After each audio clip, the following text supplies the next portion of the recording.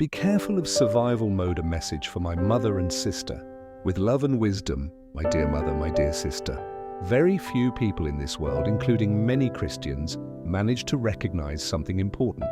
Excessive work, the worries of this life, daily exhaustion, and a restless routine can lead a family into survival mode and not into a mode of true fellowship.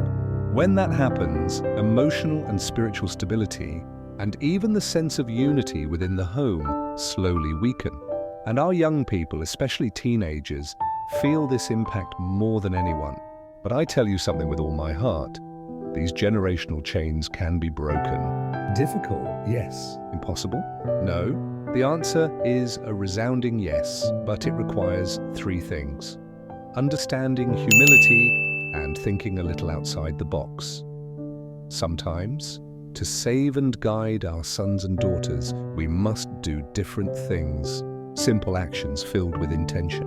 For example, for you, mom and sister, encourage G to come home at a specific time, not to control him, but to care for him and give him structure. Invite his friends over to the house from time to time. Offer them water, ice cream, or a slice of pizza. Be kind, smile, make them feel welcome. You can't imagine what a huge door that opens towards fellowship and trust.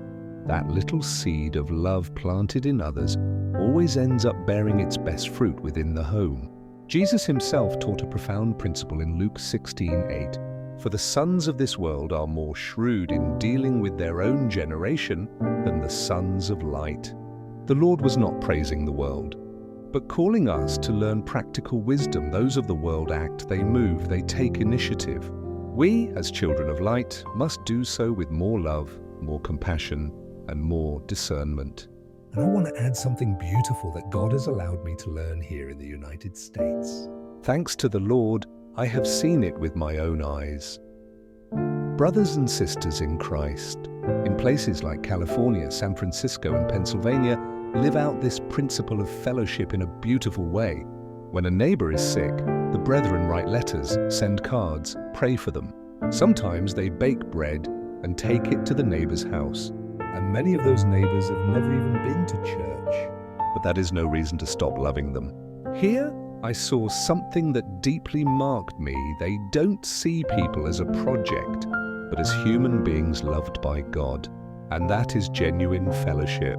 Praying for the neighbor, visiting them if possible, bringing them something simple, even if white Americans have no material need, like food-wise, at least not like us third world countries. Even so, they do it because it's a gesture. It's a bridge, it's light.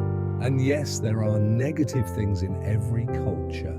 But this is something beautiful we should learn. That is shrewdness. That is practical wisdom. That is exactly what Jesus meant to teach in Luke.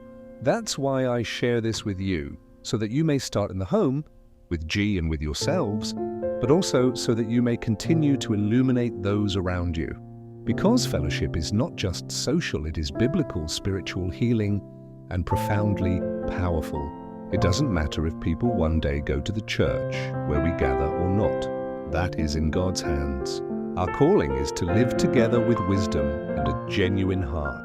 And believe me, there are many blessings that open up for those who live this way. With love, Alex,